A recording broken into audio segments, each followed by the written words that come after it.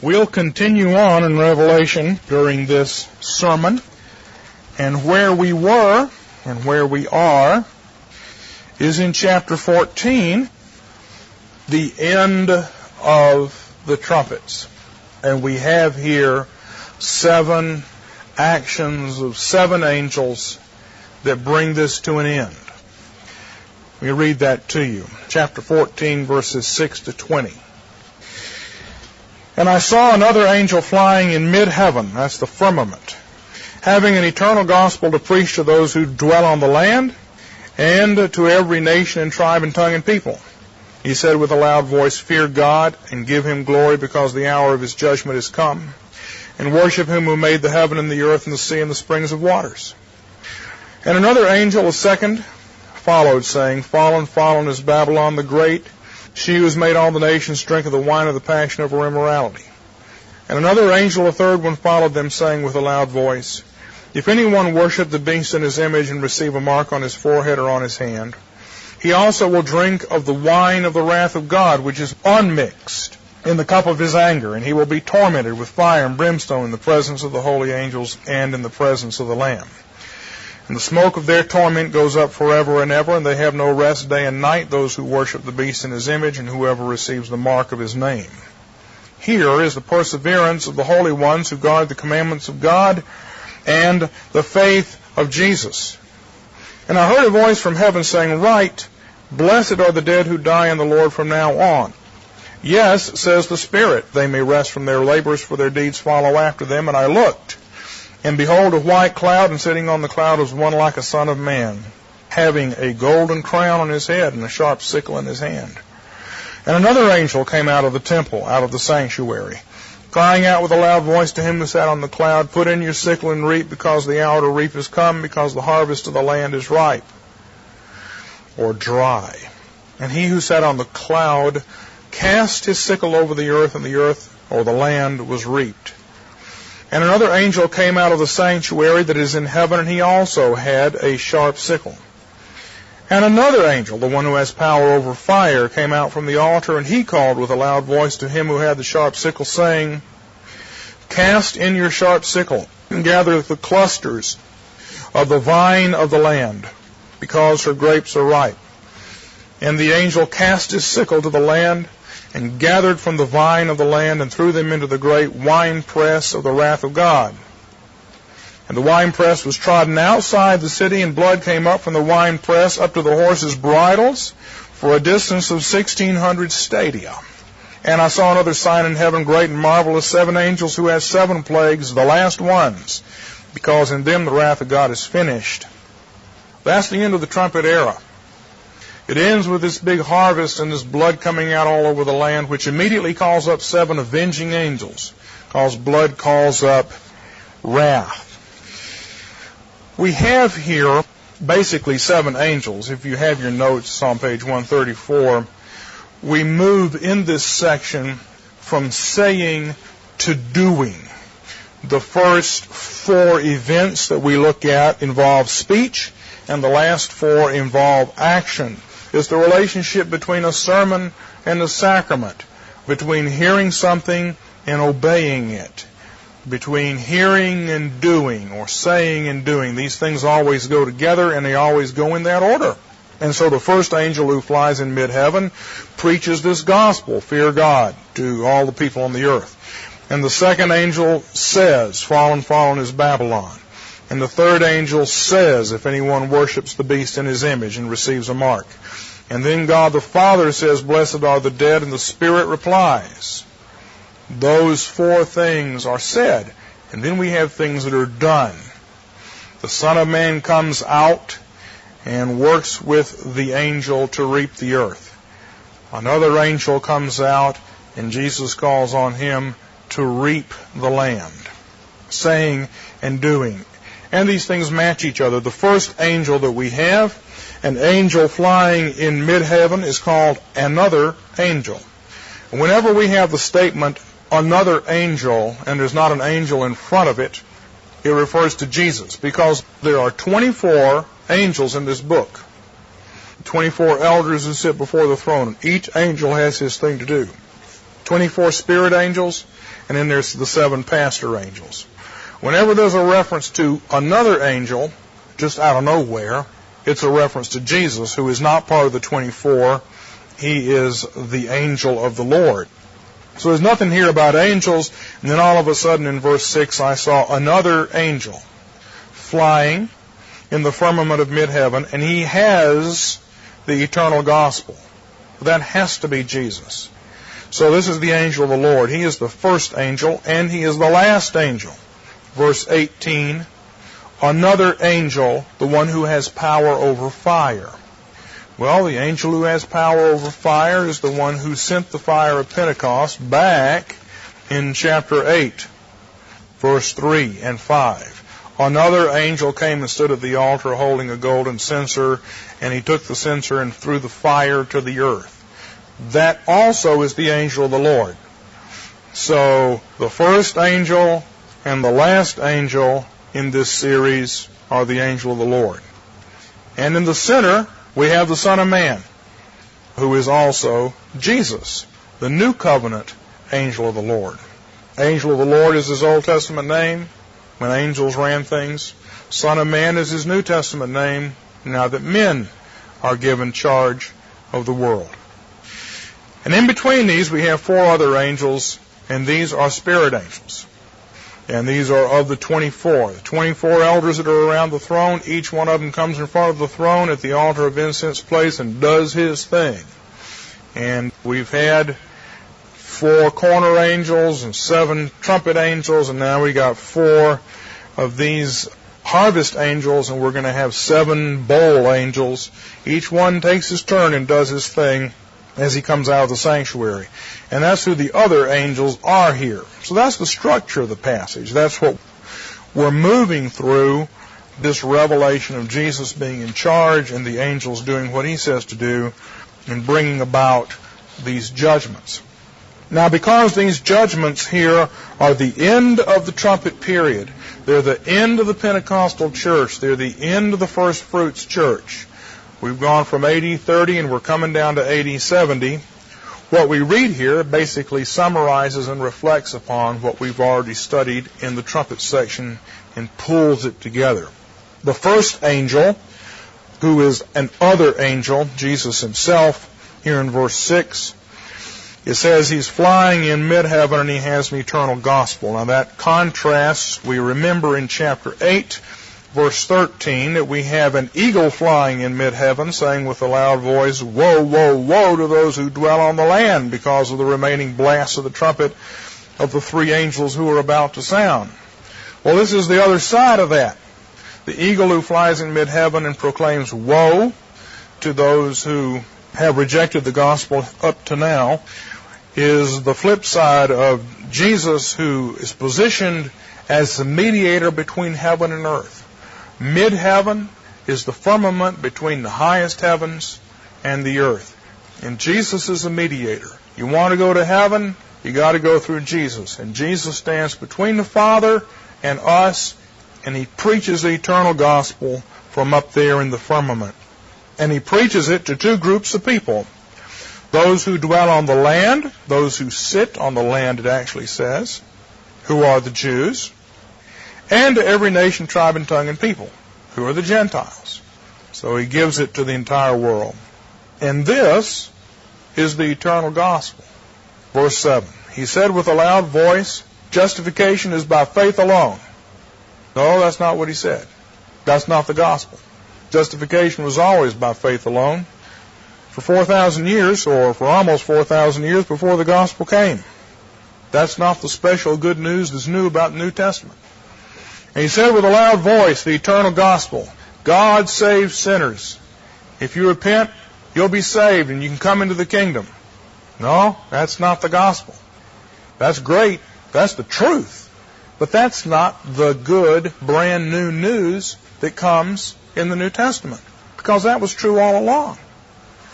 We don't have time to do this, but if we study the book of Acts, you'll find that the good news, the new news, the gospel is Jesus is enthroned in heaven, and now he's going to implement the kingdom.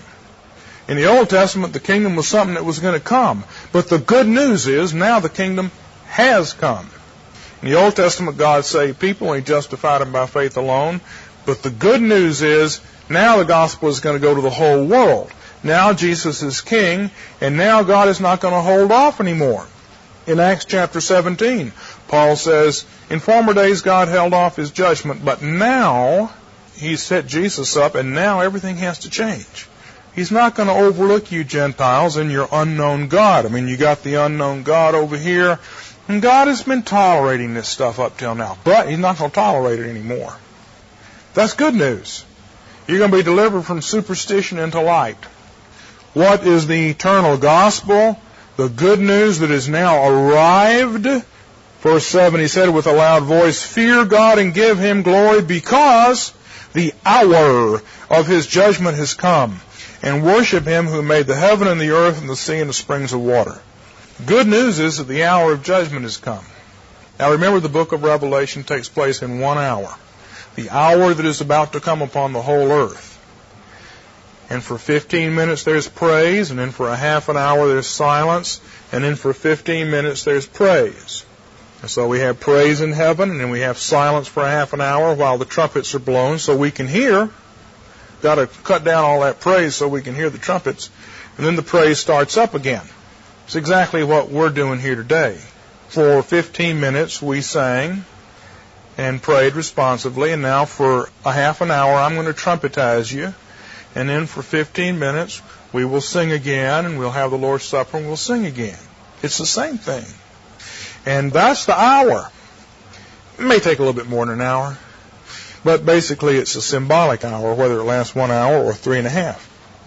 So that's the idea. And the good news is, God is going to deal with everything. This is good news. It's good news to all those saints who've been suffering. As we're about to see, the good news is Babylon the Great is going to fall, and the beast and the false prophet are going to be cast into hell. This is the perseverance of the saints. Man, that is good news.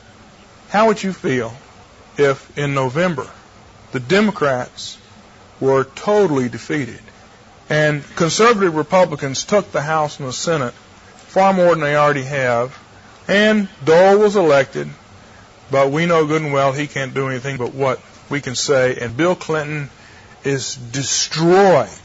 And then he's put on trial for Paula Jones, and he's found guilty, and then he and Hillary go to prison for 20 years for their crimes, and we discover that they were involved in a bunch of, well, at any rate. All of the suicides that have surrounded their reign of terror in Arkansas and Washington, D.C. come to the fore. Would you feel good? Yeah, you would. You see, you'd feel good. And that's good news. It's good news when the wicked are put down, the righteous are exalted. And that's the good news in the book of Acts. And that's the good news in the New Testament. For 4,000 years, God has been taking His time, holding off, letting the wicked do their thing. But now, the good news has come. You know, when you think about the gospel and the good news, it's not wrong to say justification by faith or God saves sinners, but actually in the New Testament, the good news is an event that God is now going to act. The world is going to change. That is really the essence of the good news, what is new news in the New Testament. The hour of His judgment has come, and now everybody is going to have to worship Him, not only the Jews who live on the land, but every nation, tribe, and tongue and people. They're all called to fear God. The gospel is going to go out everywhere, and the Creator of the world is going to draw everyone back to Himself. That is the good news. And here we have the description of what God made in verse 7. Fear God and give Him glory, because the hour of His judgment has come, and worship Him who made the heaven and the earth and the sea and the springs of water. This is the fourfold world, and it's the same fourfold world that we've seen right along. When the trumpets blasted, we had the first trumpet sent hail and fire down to the earth, and the second trumpet sent a great mountain into the sea, and the third trumpet, wormwood fell into the springs of waters, and the fourth trumpet was against the sun, moon, and stars, against the heavens. And so we had the earth and the sea and the springs of water and the heavens. And when we have the bowls, the first bowl is poured onto the earth, The second bowl is poured into the sea. The third bowl is poured onto the rivers and springs of waters. And the fourth bowl is poured upon the sun. And so again we have earth, sea, springs, and heaven. Here the order is a little bit different. Heaven and earth and sea and springs. But that is still the fourfold world. The heavens above, the earth beneath, the waters under the earth, and then the springs of the sanctuary. These four zones. The heavens, the earth, the Jewish part, the Gentile part, the sea, and then the priestly part, the springs of water, which is the sanctuary. And the reference there is to the Garden of Eden, where the waters flowed out, and then also to Ezekiel's temple, where the waters flow out. That's the sanctuary. These four zones, God made these things. And He's in charge of them, and He's judging them all. The trumpets gave an initial judgment against each of these four things, and the bowls are going to finish up the judgments against these things right now. Now the hour of His judgment has come, and He's going to settle the hash of heaven, the earth, the sea, and springs of water. So that's the first angel, summing up what the trumpets have been about. The first four trumpets were about those four things. And just as an eagle flew in mid-heaven and gave out woes, so an angel is flying, Jesus is flying and giving out the gospel, which is woe to the wicked, but blessing to the saints. Then we come to a second angel. It says another angel, a second one followed. Now, it says another angel. In Greek it's the same, but see, this is following on Jesus, and so this is not Jesus. This is one of those 24 angels, a second one. And he follows, and he announces, Fallen, fallen is Babylon the Great. She who made all the nations drink of the wine of the wrath of her immorality. My Bible says the passion of her immorality, but I want you to see that the word orge, from which we get orgy, means both wrath and passion. It means extremely strong emotion in Greek. And it can be used for passion, or it can be used for anger. It's the same word, orge. And the reason is that in a moment we're going to see the wrath of God. Well, we got the wrath of God's wine and the wrath of Babylon's wine, and these are parallel. Babylon is judged first and then the beast. Always. That happens here. Second angel is against Babylon. The third one is against the beast. We'll see in chapter 16 and 17 and 18 and 19 that Babylon falls and then the beast falls. God always starts His judgment in the church and then it moves to the nation. Judgment starts at the house of God. So the second reference is to the fall of Babylon. Now, actually, this is the first time Babylon's been mentioned in the book. We've talked about it an awful lot, but up to now, the city has been called by other names. But now the city is called Babylon the Great. Where does that come from? Well, it was Jezebel. And then in chapter 11, verse 8, we read, the dead body of the two witnesses lies in the street of the great city, which is mystically Sodom and Egypt, where the Lord was crucified. Babylon the Great refers back to the great city. And so here, the second angel is referring us not to the initial 7 trumpets, but to the revelation of the city in chapter 11. The evil city, the great city, which is Sodom and Egypt, and also Jerusalem and Babylon, the great city. Notice what's said about Babylon. She made all the nations drink of the wine of the wrath of her immorality. The wrath or passion of her immorality. She put out wine which involved fornicating with the nations, and we'll see this described in chapter 17. But it brought about wrath as well. What was Jerusalem set up to do? To be a light to the nations. She was supposed to send forth the good wine of the gospel. She is supposed to send forth the water of life to all the nations. But what she does is she sends out this corruption. Not that wine is corrupt, but wine in excess and associated in a context of evil. You know, you can get together and have a celebration like in church and drink wine at the Lord's Supper. I was thinking about this the other day. In cultures where people are used to drinking, which is not America, if you go to a bar, what do they do in the bar? They sing. They sing. In England, they go to the pub and they sing all these songs. In Ireland, they go to a pub and they sing. In Germany, they go to the pub and they drink beer and they sing. All these guys are in there singing. Can you imagine that in America? Going to a bar down here and saying, let's sing, guys!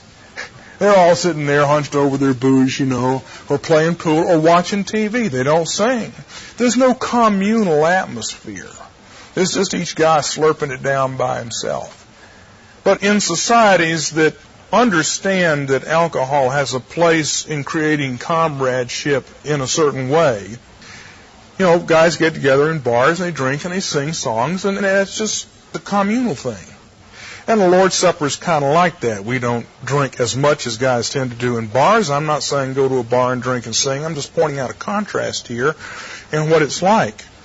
Well, you can drink wine with God and celebrate, gathered around His table and sing together. Or you can get together with your friends, kind of out from that, and have a couple of beers and sing some songs. That's all very fine and innocent. Or you can go down to the whorehouse and drink till you're drunk and sleep with a whore. You can use alcohol either one of these ways, in a corrupt way or in a bonding way, in a way that's destructive or in a way that creates covenant bonds and fellowship and association and comradeship, and even in the church. That's the contrast. And she gives out this corrupting wine. And she is judged now. That's good news, man. Good news. The gospel is Babylon, Jerusalem is fallen. It'll be good news when all the liberal churches in this country are gone. All the Babylons. And then we have verses 9 and 10. We have the statement, another angel, a third one, followed them, saying with a loud voice, if anyone worships the beast in his image, receives a mark on his forehead or on his hand, he will drink of the wine of the wrath of God. So we got the wine of the wrath of Babylon's immorality, and we got the wine of the wrath of God, which is unmixed. No water in it. It's full strength. In the cup of his anger, and he, the person who is following the beast, or the beast image, will be tormented with fire and brimstone in the presence of the holy angels and in the presence of the Lamb. The wicked spend eternity in God's presence in one sense. That's where they're located. They have to endure the presence of the one they hate the most. Well, here we have the beast and the false prophet and the beast image, and that refers back to chapter 13. The great city was revealed in chapter 11. She's destroyed. The beasts and the beast image are revealed in chapter 13. And anybody who follows them is going to be destroyed. So we're summarizing the trumpets. All the things that have been revealed as going on during this period are now taken care of. And there's another allusion here in verse 11. It says that they're going to be thrown into this lake of fire and brimstone. Verse 11 says the smoke of their torment goes up forever and ever. They have no rest day and night, those who worship the beast in his image and whoever receives the mark of his name. The idea of the smoke going up means that it's always there.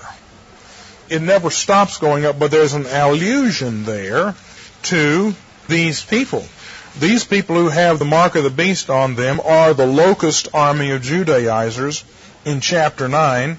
And when the locust army of Judaizers was released, who followed the beast and the beast image, it says that wormwood opened the bottomless pit and smoke went up out of the pit like the smoke of a great furnace, and the sun and the air were darkened by the smoke of the pit. And out of the smoke came forth locusts upon the land, and power was given to them like scorpions of the land have power. And then they go forth, the Judaizers go forth and torment people. Basically the image there, angelic, demonic involvement with them. But that is what is going on in the history. Well, now the same image is used, only it's not the smoke of what they do to other people, it's the smoke of the burning that's done to them. Why do we call fire ants? Because when they bite you, it hurts like fire, right? These locusts, when they bite you, it hurts like fire. And that's why they're like smoke. Well, now they're the ones who are going to get bit, and they're the ones who are going to suffer the fiery stings. That's the idea. Fire and smoke. They come up out of the pit and they torment people with fire and their smoky stings and bites. Now they're going to be cast back into the pit. They're going to be tormented with smoke and fiery stings. So what we see here is that these angels here, these three angels, gather together all the stuff that's going on in the trumpet period. The initial 7 trumpets, their judgment against the 4 parts of the earth. Then the last 3 trumpets, the judgment against the Judaizers, the false city, the beast and the false prophet. That is just surveyed, chapters 8 through 13, and now they're all judged. And this is good news. Chapter 12 says, here is the perseverance of the saints who guard the commandments of God and their faith in Jesus. Good stuff. We've noticed the contrast between God's wrath wine and the wrath wine of Babylon. There's another contrast here. In verse 11 it says, the wicked have no rest day and night. But verse 13 says, I heard a voice from heaven saying, right, blessed are the dead who die in the Lord from now on. Yes, says the Spirit, that they may rest from their labors and their deeds follow them. The righteous have rest. The wicked don't have rest. There's only an anti-Sabbath for the wicked, whereas for the righteous there's an entrance into Sabbath. Well, verse 13 then. What's going on here? Well, this is sort of the center of it. God the Father speaks. A voice from heaven, right, blessed are the dead who die in the Lord from now on. The Spirit replies, yes, that they may rest from their labors, for their deeds follow them. And then I looked, and behold, a white cloud, and sitting on the cloud was one like a son of man, having a golden crown. There's Jesus, 3 persons of the Trinity, right here in the center of the passage. Well, the saints are said to be blessed who die from now on. Why? Well, the reason goes back again to the drama of the book of Revelation. The saints who have died for the last 4,000 years, from Abel, with the exception of Enoch and Elijah, and probably not with their exception either, none of them have gone up into heaven. They've all gone up into the firmament under the altar, and they see heaven, and they've been told that when Jesus comes, they'll get to go on up into heaven. But remember, when Jesus came, they said, well, how long, O Lord, how long dost thou not avenge our blood? When are we going to get to go to heaven? And they were told to wait. Well, now there's a change. When is this? Oh, AD 68, something like that. We're not given a precise date. But at some date, a dateable time in history, that changes, and these saints who are not in heaven are allowed to go on up into heaven. They're in this wonderful firmament place called Abraham's bosom, but they're not satisfied because they want to get all the way up into heaven and be on the sea of glass. And they're not there yet. They're under it. In chapter 15, we'll find that they're on the sea of glass. And so, blessed are the dead who die from now on. From now on, any Christian who dies will go on up to heaven. You and I are not going to go to Abraham's bosom and wait around there and say, how long, O Lord, how long? Not going to happen. We're going to go straight to the sea of glass. And these people who are harvested, as we're about to read, they go up on the sea of glass. And when they go up on the sea of glass, all the saints in Abraham's bosom who are in the firmament under the altar, they go up into the sea of glass and get to stand in heaven and praise God. Now, that's not the end of the story. They don't get to go into the temple at that point. They go up into heaven, and they have to stand outside the temple because chapter 15 says the temple was filled with smoke and no one was able to enter until the 7 plagues of the 7 angels were finished. And so there's a series of stages here. You go from Abraham's bosom to outside the temple, and you have to wait there during the 7 bowls, and then you get to go into the temple and sit on the throne with Jesus, and we'll see that in Revelation 20. But the first stage of it is about to happen. It's happening here. Haven't we discussed this last time? But here we are. And now we come to the harvest. And the harvest is given us in 2 pictures, a sacramental harvest of wheat and of wine. And first of all, we have the wheat harvest. I looked, verse 14, and behold, a white cloud. This is the glory cloud. It's pictured as white for holiness here. Priestly cloud. Sitting on the cloud, God always rides in the cloud of his angels and cherubim, was one like a son of man. This Jesus comes from chapter 1. Having a golden crown on his head, he is the ruler, and a sharp sickle in his hand. So he's come to harvest. Now, the cloud, as we know from the Bible, is composed of angels. And angels are dressed in white, which is why it appears as a white cloud. And this harvest that's spoken of here, the same harvest is given in different language in chapter 24. He will send forth his angels with a great trumpet, and they will gather together his elect from the four winds, from one end of the sky to the other. So the cloud of angels actually goes and gathers the elect at this point. They're going to do it again at the end of history, but they do it here too. And that seems to be what the white cloud is. Well, another angel, one of the spirit angels, comes out of the sanctuary and brings a message from God the Father. Comes out of the sanctuary, and therefore he's bringing a message from the Father. He cries out with a loud voice to him who sat on the cloud, to Jesus, "Put in your sickle and reap, because the hour to reap has come, because the harvest of the land is dry," has become dry, literally. And he who sat on the cloud swung his sickle over the land, and the land was reaped. That I take to be one half the picture of the massacre of 144,000. And they are a wheat harvest. And conceivably, since this is a harvest of bread, it could be a harvest of the wicked, because the judgment was on the bread back in chapter 6. A quart of wheat for a denarius, 3 quarts of barley for a denarius, but don't touch the oil and the wine. The bread was being judged, the wine was being preserved. Here the harvest of grain is said to have become dry, but it's not entirely a positive image. I'm not settled in my own mind, but at this point it seems to me bread and wine are two pictures of the harvest of the righteous.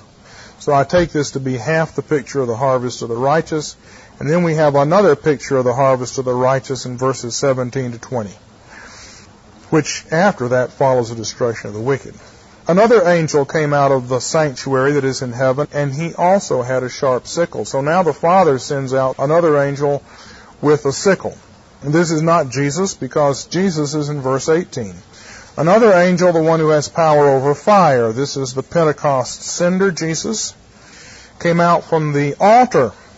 We may have to look at this in more detail next time, but got the temple and the altar, and I think this is the altar of incense, so it was already noticed. That's where the fire angel is located. And he called out with a loud voice to him who had the sharp sickle, saying, "Cast in your sharp sickle and gather the clusters from the vine of the earth, because her grapes are ripe." We don't need to do this next time. We can do it right now. Who is the altar angel who has the power over fire? Back in chapter 8. We see that another angel stood by the golden altar, having a golden censer which was full of the incense which was the prayers of the saints. That's Jesus. Now, what are those prayers of the saints that he offers up? What's the content of those prayers? "How long, O Lord, how long dost thou not avenge our blood on those who dwell on the earth?" And remember what Jesus does. He's standing there at the altar. The saints pray, "Please avenge us. Please end the old covenant." And Jesus adds his prayers to it, and instantly the old covenant starts to end. Instantly the stars start to fall. All these things start to happen. And then they're stopped. And we have 40 years of wait, and then they're taken up again, as we'll see. So the prayer is the prayer to avenge our blood on those who dwell on the earth, bring things to pass, and now we have the answer to those prayers coming in again in a curious way. Verse 18, another angel, one who has power over fire, came out from the altar. He called with a loud voice to him who had the sharp sickle, saying, "Put in your sharp sickle and gather clusters from the vine of the land, because her grapes are ripe." This is an answer to the prayer. How long, O Lord, how long dost thou not avenge our blood? Jesus comes out and he says, okay, harvest that land because the grapes are ripe. That's the answer to the prayer. The angel, verse 19, here in chapter 14, the angel cast his sickle to the land and gathered from the vine of the earth and threw them into the great winepress of the wrath of God. And the winepress was trodden outside the city, and blood came from the winepress up to the horses' bridles for a distance of 200 miles. Now, almost always this is seen as the destruction of the wicked, but that's impossible. It's not the wicked who are harvested here, it's the righteous. And it's not the wicked whose blood goes out all over the land, it's the saints whose blood goes out all over the land and calls up the avenger of blood. The saints pray, how long don't you avenge our blood? And Jesus says, I'll tell you what I'm going to do. I'm going to have one last harvest and massacre of the saints. And their blood will fill the land, and that will call up the avenger of blood. The biggest avenger that has ever been called up. Filling up the Nile with blood, that called up an avenger of blood who passed through the land and killed the firstborn. But that's nothing compared to this. This is 200 miles on all sides. A square 400 miles by 400 miles. That is 16,000 square miles of blood filled up this deep. That's going to call up the behemoth of all blood avengers. And instantly it does. That is the mechanism whereby vengeance is brought to the wicked. They're allowed to hit the church one more time, and when they do, that's it. A couple of things to notice here. The righteous follow the Lamb wherever he goes. Where did the Lamb go? He went outside the gates and was crucified. Similarly, Hebrews chapter 13 says in chapter 13 verse 12, therefore Jesus also, that he might sanctify the people through his own blood, suffered outside the gate. Hence let us go to him outside the camp, bearing his reproach. Jesus suffered outside the gate. We're supposed to go outside the gate with him, and that is going to involve joining in his sufferings. That's the first thing to notice, and that's what's happened here. Outside the city, the winepress is trodden. The second thing to notice is, this says a great winepress of the wrath of God. Now, as you read this, it can mean one of two things. It can mean the saints experience the wrath of God by being squished in this winepress. In other words, you got a bunch of bodies, and the bodies are put in the wine press, and they're all squished, and blood comes out and oozes out all over the place. And that's the wrath of God. That's not what it has to mean. It can also mean this. The wine press produces wine that is wrath wine. Wrath wine. When you drink this wine, you get wrath. And it's produced by God's wine press. And the fact that that is, the proof that that is the meaning of it comes from chapter 19, verse 15, which says it more explicitly. Chapter 19, verse 15 says that from Jesus' mouth comes a sharp sword, so that with it he might smite the nations, and he will rule them with a rod of iron. And then the relevant point. And he treads the winepress of the wine of his fierce wrath, of God the Almighty. He treads the winepress of his fierce wrath wine. That's what it says. So yeah, the saints are put into a winepress and they're killed, but they don't experience the wrath of God. That's not, the winepress is not a way of experiencing the wrath of God. Rather, the wine that comes out is going to communicate the wrath of God to those who drink it. Well, who's going to drink the wine that comes from this wine press? Who's going to drink the blood of the saints? Babylon does. It says, I saw the woman drunk with the blood of the saints. And we'll be getting to that. But this is what she's drunk with. And as she drinks this wrath wine, she gets the wrath down inside of herself, which doesn't do her any good. Now, you and I, we drink Jesus' blood, and we don't get wrath down inside of ourselves. We get life down inside of ourselves. Unless you're in sin, high-handed, unrepentant sin. For this cause many are sickly and some have fallen asleep. Why? Because they eat and drink the Lord's Supper the wrong way. Then it becomes wrath wine. But for us, it's not wrath wine. It's blessing wine. He gives us Jesus and His life and the strength of His life. But for the wicked, it is wrath wine. And immediately in chapter 15, as soon as this wine comes out, we see another sign in heaven, great and marvelous, 7 angels who had 7 plagues, which are the last, because in them the wrath of God is finished.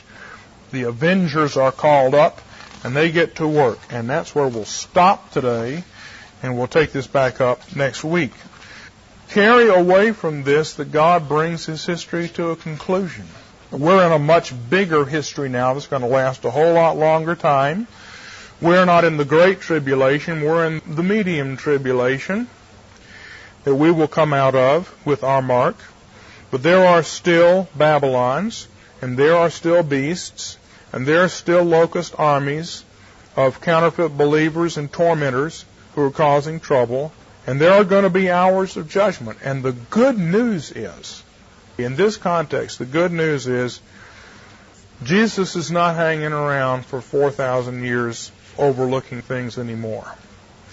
He overlooked things for 4,000 years, but now He only overlooks things for 40 years. From AD 30 to AD 70, He overlooked things and then He brought the judgment. History moves a whole lot faster. The blood of Abel was not avenged until the destruction of Jerusalem. You realize that? That's what it says in Matthew 23, that upon you may fall the blood of Abel, all the saints, from the blood of Abel to the blood of Zechariah. God did not avenge the blood of Abel until almost 4,000 years after it was shed. But the good news is, that's not the way it is anymore. The good news is God acts much more swiftly. Yes, He gives 40 years. He gives the wicked time to repent. He gives us time to benefit from the suffering and the tribulation. But He acts much more swiftly, and that's the gospel. The gospel is the good news that God is implementing His kingdom. He's not holding off any longer, and that's the thing for us to take away from this, I think, today, that the kingdom is implemented for us and implemented to us every week. Part of the greater power of the implementation of the kingdom is that we are given not just bread to eat, which people had in the Old Testament, but we're also given wine to drink. In the Old Testament, people only had bread. The priests only had bread. They were not allowed to drink wine. But now, we are encouraged to drink wine as well, which gives us greater power, greater infusion of Jesus into our lives and into the life of the church, and speeds things up, the outpouring of the Holy Spirit. So that's the good news.